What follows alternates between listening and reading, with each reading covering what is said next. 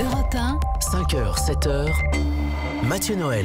Voici pour les titres de ce vendredi 12 avril. L'actualité, c'est aussi, on le disait, le marathon de Paris dimanche. 60 000 coureurs sont attendus sur la ligne de départ pour 42 km 200 sur le bitume de la capitale. Pourquoi le nombre d'inscrits ne cesse d'augmenter? Pourquoi s'imposer une telle épreuve?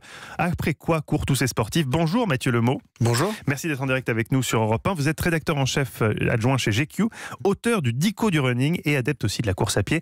Ma première question est toute simple. Dieu a inventé les trottinettes électriques. Pourquoi encore se fatiguer à courir? Parce que c'est idiot. Parce que ça fait du bien de courir. Est-ce que ça fait Alors déjà, on va commencer là-dessus. Est-ce que ça fait vraiment du bien? Monsieur est rentré en béquille. Oui, alors déjà, visiblement, vous n'avez pas tant bien que ça, visiblement. Vous ne participez pas au marathon, ça déjà on peut le dire. Pas cette année, non.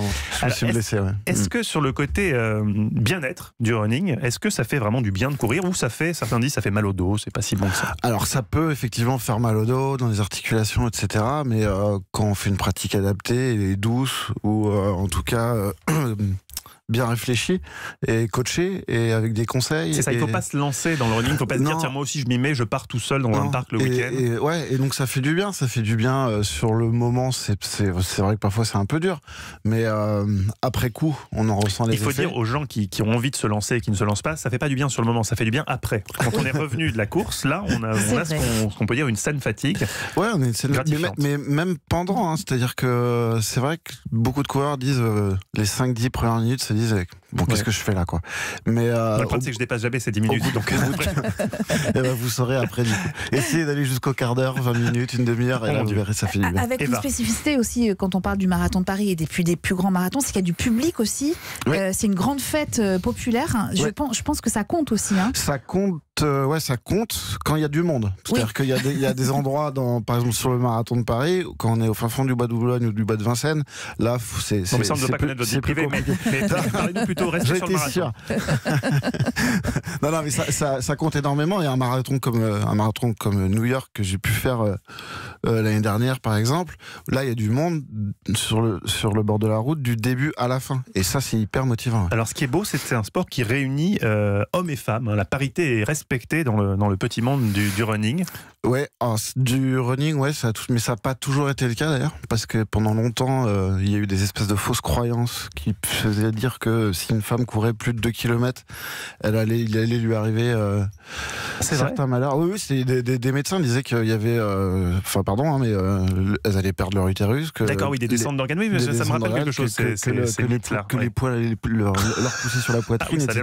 Ouais, non, ça allait très très loin, quoi. Qu'elles allaient devenir hommes, en fait, en courant. Alors que, voilà. Et elles se sont cachées pour pouvoir participer au marathon, les femmes? Alors, il y a l'histoire de Bobby Gibb en 66 à Boston, qui, elle essaye de s'inscrire comme tout le monde. On lui refuse parce qu'elle est une femme. Et elle dit, qu'à cela ne tienne, je vais le faire quand même. Donc, elle s'est planquée dans un bosquet sur la ligne de départ. Et une fois que les gens se sont lancés, elle s'est glissée dans la course, elle a essayé de se déguiser en homme avec un gros sweat, etc. Et elle avait peur de la réaction des spectateurs, des autres coureurs. Et ce qu'il y a d'assez joli dans cette histoire, c'est que les hommes qui étaient là lui ont dit non mais t'as le droit de courir, et la route est à tout le monde, et ils l'ont entre guillemets escorté jusqu'à l'arrivée. Ça paraît loin quand même cette époque.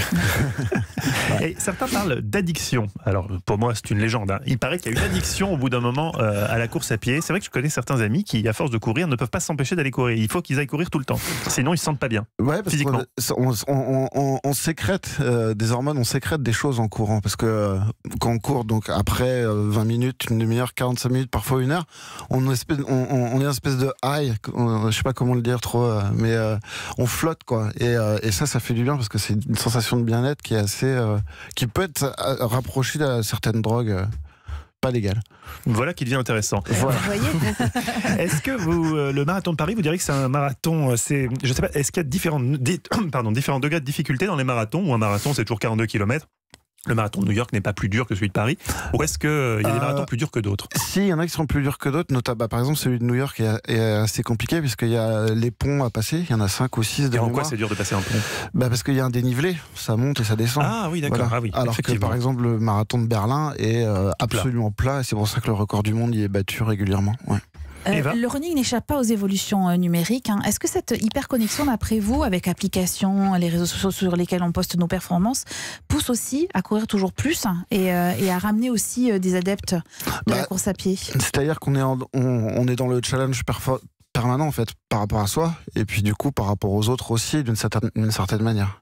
Et donc ouais, tout le package numérique dont on a à disposition favorise ce genre de comportement effectivement. Mais pour moi j'ai pas l'impression que c'est plus un jeu de dire tiens regarde moi j'ai couru tant, est-ce que toi t'es capable de le faire. Il y a cette notion de battle dans certaines applis, mais on peut se comparer avec d'autres personnes qui font du running, etc. Mais j'ai quand même l'impression que au fond du fond les gens le font pour eux d'abord quand même quoi. Et vous avez l'impression que c'est un phénomène de mode le running ou que c'est c'est une mode qui dure depuis longtemps. Oui, non, mais c'est ça. Non, mais parce qu'on en parle beaucoup. À chaque fois, on dit de plus en plus d'inscrits. Enfin, c'est un record pour le marathon de Paris. Ouais. Est-ce que c'est un phénomène de mode ou c'est plus une tradition hygiéniste qui commence à il commence à avoir cette tradition. Ouais, il commence à avoir cette tradition-là. Mais après, les salles de sport sont pleines à craquer. Les salles de yoga, de pilates, etc. aussi. Donc, ça fait partie d'un mouvement général de sport santé en règle générale qui est vraiment en train de s'ancrer. En France notamment. Je ne voudrais pas jouer une fois de plus les rabat-joie, mais est-ce qu'il n'y a pas aussi une contradiction, un paradoxe à vouloir courir en ville avec les niveaux de pollution qu'on a actuellement dans les grandes villes, en France et ailleurs?